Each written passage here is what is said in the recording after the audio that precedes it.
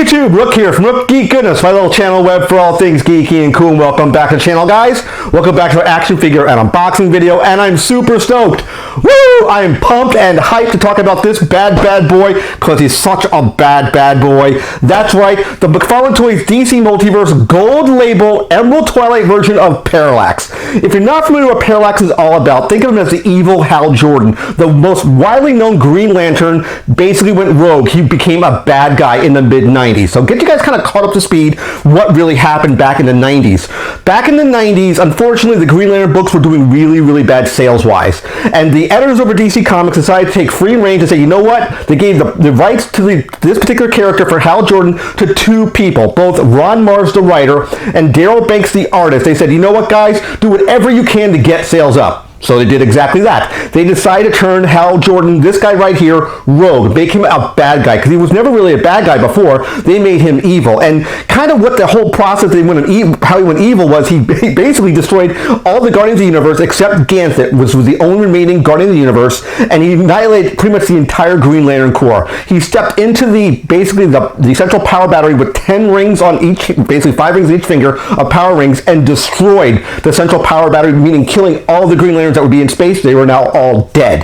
He eradicated everybody, and that led into our new Green Lantern, Kyle Rayner. So that's basically what really happened with our boy here, Hal Jordan, when he became Parallax. Down the road, you find out he was basically corrupted, or think of it as corrupted, as a fear entity known as Parallax, a big yellow bug who's on your screen right now. So let's talk about the packaging and presentation of this figure. Alright guys, I zoomed the camera in much tighter here so we can start our breakdown segment. As we start every single breakdown segment, we always start at the packaging and presentation level. This is your typical Mcfarlane Toys packaging we've seen for the last about 2 years. I do still like the simplistic design they have for these window box displayed versions of Mcfarlane Toys. Great design. Again, I'm taking some B-roll shots so you can see what it looks like in 360 on my turntable here. But it looks really good. At the top here we have 22 points of articulation. It's a highly articulated figure. It looks really good here. Mcfarlane Toys logo right here. The all-important gold label, which basically means this particular figure was a Walmart exclusive figure. Nice window box display. You can see the character within. He has a little card behind it right here, which we'll talk about when we unbox him. Some accessories you can see right here. It does say DC Multiverse right there, and of course Parallax on that side. The all-important Parallax name and listed as Green Lantern Emerald Twilight, which is a storyline where Hal Jordan went bad and became Parallax, as we just talked before. It does say Parallax right there on that side. And the back of the packaging showcases some artwork, what he looked like during the Emerald Twilight story arc. This, of course, looks very similar to Daryl Banks' design of Parallax, but a key feature is his head, which we'll talk about when we unbox this figure, because I do have a concern with the head sculpt, the way it looks, and more importantly, right here, this power battery. So we'll talk more about that in a second when we get this guy off card and continue the breakdown segment. And we got our Parallax figure here off of card. Next thing we do, we take a figure off of card, we look at the paint and articulation, and right out the gate, right now, I gotta give Mcfarlane Toys credit. I gotta give him kudos, because I usually needle them a lot on their figures. This is an awesome figure. This is a brand new buck, brand new design for Hal Jordan, aka Parallax. They're not using anything traditional for that Dawnbreaker Hal Jordan 2-pack. This is a re-sculpt, redesigned figure, and he looks amazing. He's awe-inspiring. He looks great. First, let's really focus on that head sculpt. Head sculpt looks really good. I'm going to give you my thoughts on the head sculpt near the end of the breakdown segment, because there is a piece, as I mentioned before, that I have a concern with. But all things considered, it's an awesome looking head sculpt for Hal Jordan.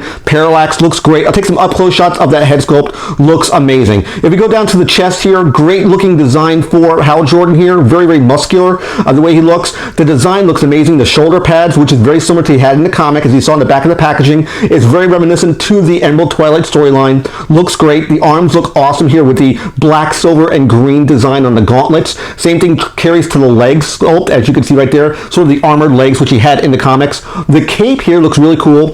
I want to say this is sort of like a rubber material. It is flexible. It does, I can bend it here and it will, snap back to its shape. I do like that. Look at the hands really quick here. He has some light piping. They're clear. The hands are clear in color. Get some up close shots of that as well. Looks amazing. Let's take a look at the articulation, because everyone really talks about the articulation. Let's break that down right now. Head will spin 360, no hindrance. You have some up and down movement. I thought these arms would have had problems with these shoulder pads. You have a lot of clearance. The arms will spin 360, and these are like a rubber material, just like this cape.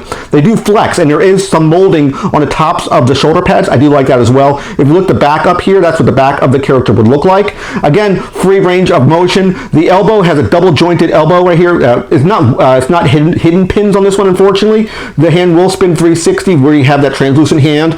Maybe over time you want to be careful with these hands because it probably is a thinner material just to give the glow effect, the translucent effect. Just be careful of the hands. He has one closed hand on his left hand.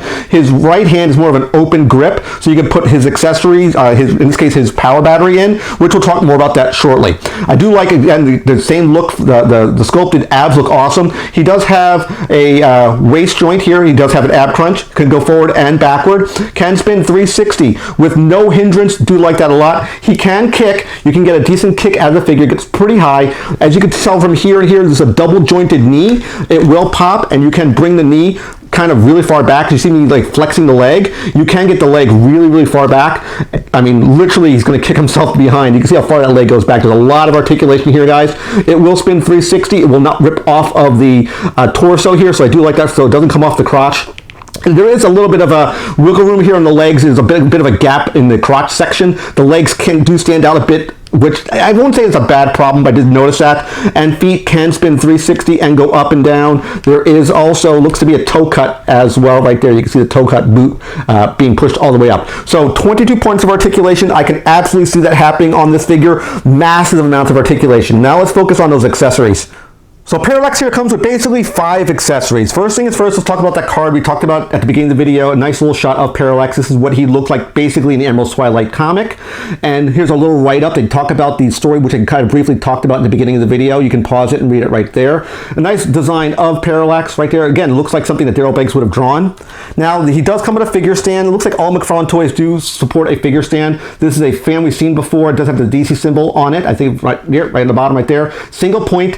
I do mention before that they could do with 2 figure points. I don't know why they just give us one little figure stand point right there. I think they should have given us 2 to lock the figure in place. I think that would have been a better idea. I've mentioned before Mcfarlane Toys videos, they should do that.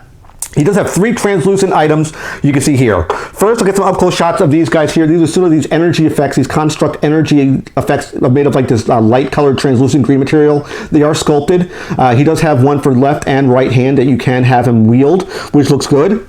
The other thing he does come with, and this is one thing I don't understand, if he does have the power of a central power battery, which he stepped into in the Emerald Twilight comic, why does he need a lantern? Why does he need a power lantern? I don't understand why he needs one of these. It doesn't make sense to carry a lantern around to charge up anything. So now I equip Parallax with the energy effect on his left hand, and he's holding the power battery in his right. To get the power battery into his right hand, you have to kind of flex his hands open a little bit because of those weird translucent material for his hands. It's kind of rubbery, it's kind of gummy. So you have to peel his hand open to get the power battery in, which is just a small concern I have. The other concern is why he needs a power battery. I still don't understand the reasoning to give him this accessory. In the comics, he never had to have one, as he's a walking power battery by himself. That would be the only one of the main concerns I have for the figure. The other concern, as I briefly talked about through the video, is the head sculpt.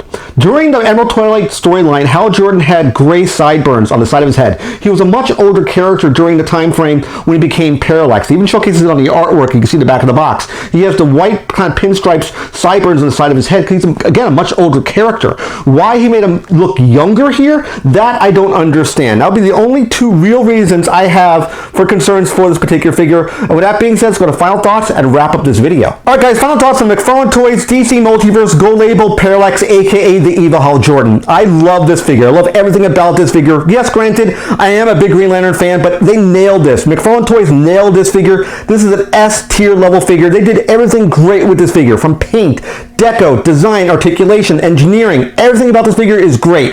I highly, highly recommend this figure. Again, the only 2 sticking points which I really feel that is on this particular figure, not necessarily the figure stand itself, but the power battery not being needed. You don't need that power battery because he never really had it in the comics. And of course, the head sculpt. The head sculpt was my biggest sticking point with this figure because he had gray sideburns. It would be cool if they made a variant down the road with him as the age Hal Jordan. It would look cooler because that's how he kind of was represented in that comic. But everything about this figure is awesome. I highly, highly recommend this figure. McFarlane nails one out of the park. I needle them and needle them and needle McFarlane toys a lot, but he did a phenomenal job with this particular figure. I do hope you like this video review.